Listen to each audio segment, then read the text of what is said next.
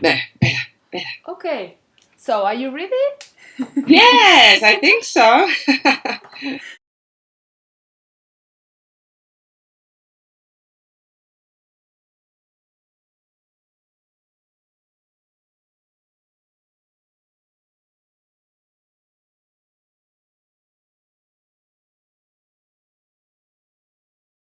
Okay. Well, everybody's talking about innovation nowadays. But first of all, I like to know what is innovation for you. Innovation. Innovation, I don't know. I guess it's about trying something different, learning something new and using it. I think it's being maybe brave, being willing to change the way you teach, or maybe change something about yourself, or just change in general. Innovation, I don't know, motivation, being encouraged to do something, that you don't normally do, or that you would like to do. I don't know. It could mean anything, really. Yes, you know. You know a lot. Well, I know you are a innovate teacher, but I really know if you are working in a center who help you to change, to innovate, or not. At the moment, I'm working as a full-time trainer, teacher trainer, and literacy consultant. Okay, so if we're talking about the last school that I worked at, Okay. and I think maybe this is a general reply on my behalf on maybe a lot of teachers. I find that everyone's different. Okay, so everyone's different. Every school's different that you work in, or language school that you work in. You are so polite, Beki. Yeah, well, I don't know where this interview's going. So okay, but you have to respect people's decisions on how they want to be, or how they want to teach, or the school you work in. So I mean, I choose to work a certain way, and you're familiar with how I work. I prefer a more creative approach to teaching. I prefer to engage the children, and I believe totally 100% in positive reinforcement of my students. And not even only students, but people that I work with, people that I train now. I think it's important to motivate.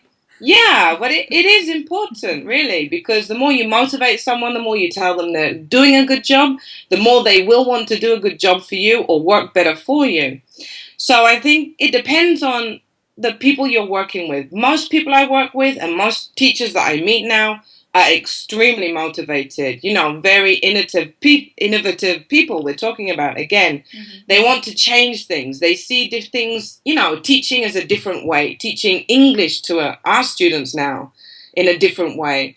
I think that's important. I think if you're working with someone who wants to change, or wants to listen to you or work with you or adapt with you, maybe they don't even like or agree with how you teach, but they're willing to learn. And then at the end, they can say, well, that was great, but not for me. Or that was great, and let's do some more. I think as long as you're willing to step out of the box for a little bit, no matter what your educational background or where you're from, I think, that's a great way to start with your teaching. Again, with the people I work with at Jollyphonics, I have to say the people on the Jollyphonics team, and I've always said this as well in my training, the people there are so nice. It's a little bit different from other publishers or editoriales, like we also talked about, in the sense that the Jollyphonics method that's what I talk about, and that's what I teach through, and that's how I train now. It's all done by teachers. So that to me is really important, because everything that we do is either tested or trained or used by teachers or used by real students, real teachers, real kids. And it's always moving forward and always progressing. So to me, Jollyphonics is really innovative as well, but everyone behind it, so much so as well. I have a lot of respect for the authors and a lot of respect for the team, because they always want to listen to teachers' feedback, not just my feedback as a trainer. I can tell them, why, this is good or this is good. or this maybe not so, let's try and change that. But they want to listen to you guys. They want to listen to the voice, the voice behind the whole method is the teachers and the students. That's what moves the method. That's what makes it work. So to me, I find that incredibly empowering as teachers, as a trainer, and just as an individual, to be around people who really want to change the way we either teach or we teach, in this case, English, reading and writing, and in our case, personally, to young Spanish students or non-native English-speaking students. So to me, the support is really important. So yeah, I believe I'm motivated 100% by you guys and by them as well. Okay, don't you think we need a lot of technologies, computers, iPads, etc.? We don't need that to be innovate teachers or motivate teachers. I don't think so. You have to address the situation now. In the world we live in, 2-year-olds are playing with tablets and iPhones, and my daughter she's going to know more than me. My mom knows more than me, but you don't need to. In Jollyphonics, you can use a book, one book, the old-fashioned books with the pages, and that's it. That's what you need to teach with. It can be cheap. Teaching can be cheap. Again, technology can be cheap as well, but I think, you have to move with the times. You have to address the situation, the real situation in which you live. So if you're needing new technology, and we are using a lot of different technology now, like you mentioned, whether it be your mobile phone, whether it be the digital whiteboard, whether it be, your tablet or applications to teach through, we do use that. And it is really motivating for the kids, but so is a book and so is a good teacher. Okay, so you think a good teacher is all you need? Yeah, I think so. Everything else I think is an extra. It makes you a more maybe motivated teacher, or it gives you more power in the classroom, or more power to the kids. Yet a lot of these applications now are quite cheap, so mom and dad now can help at home. But again, the use of a book, that's fine. The use of a CD with the book and listening to music, that's fine as well. That's easy enough. Okay. Well, I don't know if you, but we have heard about Sir Ken Robinson, British as you. And well, I have a British now. I have the opportunity to ask you the same question he does. Do you think schools are killing creativity in kids?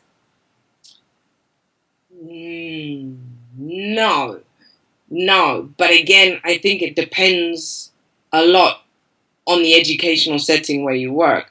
I think it depends a lot on the type of school you work in, the type of people you work with, whatever you have to cover in your curriculum on a daily or weekly basis.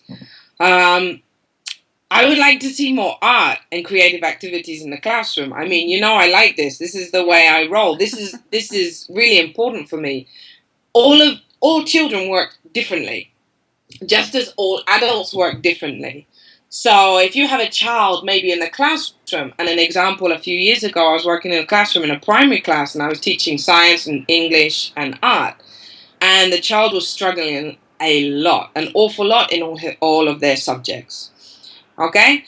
But in art, the child excelled to quite a different degree. So when it came to giving them the end of year reports, there was a big discrepancy in his grade for art and craft than the rest of his subjects. Now, what is the reason for that? Well, the child works to a different level. So some children work visually, some children work by using their memory, some children work by using their oral skills or visual skills, and some children need to touch things, tactile, kinesthetic type of education. Again, I don't know, we work now in a situation in most of the public schools at least, where we have classrooms with a large amount of children. Okay, so maybe if you have 30 children, you're going to struggle to find ways to be creative in the class without creating chaos. So it's also, I think, about classroom management, and just the type of teacher you want to be, or the type of teacher you've learned to be. So it depends again on how you studied your teacher training. Were you given creative activities? Did you learn how to do creative activities at the school that you did your teacher training in? Did you see it in action? I mean, there's a lot of factors to what type of teacher you will be, to your external teaching, but again, it depends on the individual, I think. I prefer a more creative approach, but another teacher may prefer to use a textbook. You know, in Spain, I've seen that art and craft textbooks that they have. Yes, this was my last question. What do you think about the Spanish system? Because maybe you think something is fine, some things are excellent, if you do, and some things is terrible or not. Which things would you improve or change? Well, personally, at the moment, I think there's a little bit of a problem with the bilingual setting in Spain. One, because I don't think there's enough support for English specialists at the moment. Okay, so what I see with a lot of the teachers is, and this is specifically when I'm talking about Jollyphonics now, is a lot of the teachers are maybe confused about using different methods, or maybe they're a little bit, scared about using a different method, and that's totally understandable because in our case, Jollyphonics is completely different from a lot of the other methods. However, a lot of the schools in Spain now are working towards external exams, and this is also something that we talked about.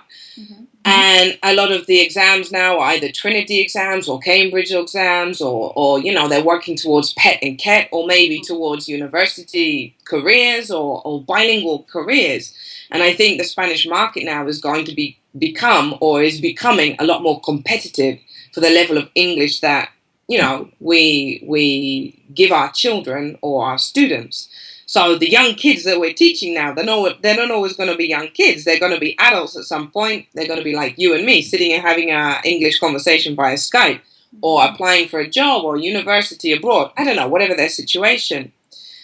I think that with all the requirements now for the Spanish or English curriculum, bilingual curriculum, or the requirements for Trinity and Cambridge, they're quite high.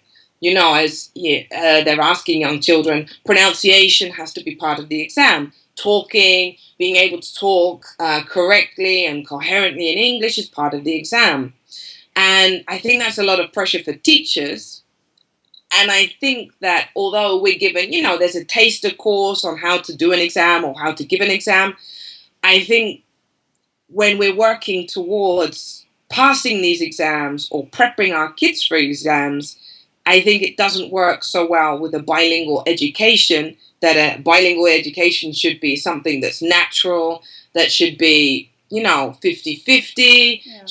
We should have a lot of, the cultural aspects behind a bilingual education as well. And again, that works well with creative activities, because the more kids participate, or the more kids, or the more you motivate children, the better their comprehension will be, the better their spoken language will be, the better their motivation or encouraging them to be able to speak in English and speak well in English. I think that's quite difficult for teachers now. I would like to see less textbooks, less homework, but I mean, it is what it is at the moment. So I would like to see more support for teachers. I would like to see more support, and especially maybe science. For teachers. I think teachers and a lot of parents as well are worried about the level of science their kids have, how to help at home. And I don't think there's a huge amount of information for teachers or even for parents on how to solve these problems at the moment. Okay. Well, we have finished. That was a long answer. Sorry. No, it's exactly the time I have to waste.